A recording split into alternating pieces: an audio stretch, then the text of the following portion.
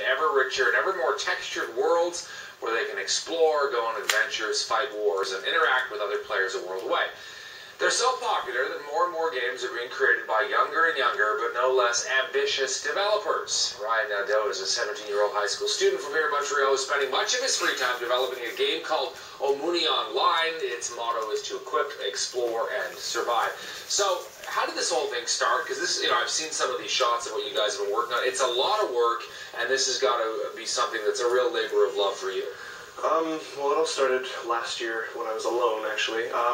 I went on YouTube, made a solo video saying, my dream is to make a video game, make a community online to create as many video games and as decent video games as possible. Now, why did you decide, we're taking a look now at some of the shots here that you sent me of what the game, now again, it's not available right now to play, but you're slowly developing more and more. It's becoming ever more, complex, and there's different layers to it.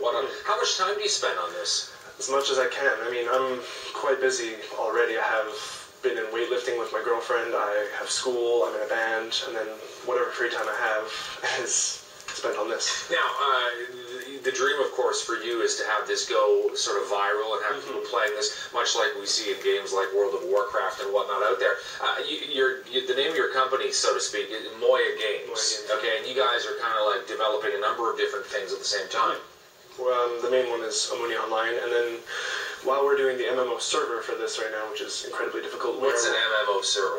Basically, the mechanics that make everything come online, like over 1,000 players per server. Okay. Which is incredibly difficult. And these players, because a lot of people might not be gamers watching, these players, they might be in different countries, they log in, and they can basically interact with each other in this online world. Exactly. So they create a character, and one of the other things you were showing us is how you devise your character from the ground up. You basically build a character, and then that character is kind of like an avatar in this world in which you're interacting with other characters and different things. A lot of exploration that's going on, too, in this game. Of course, a big learning process, actually. And that's very much a key to the whole process. And moving forward, what are you hoping for, realistically? I'm hoping that a majority of the people, like, let's say in the United States, which most of these people actually already promised, would come down to Canada. Eventually we'll gain a budget and then either rent or buy a building for us all to make a small company, such as how Facebook did it. Like Mark Zuckerberg has his own building. Exactly. I was planning on hopefully doing the same thing and getting everybody together, actually have real work hours and start paying people. But what's the reaction been when people are seeing this? I mean, I noticed there's a lot of interest from some of the stuff, the searches that I was doing online on it.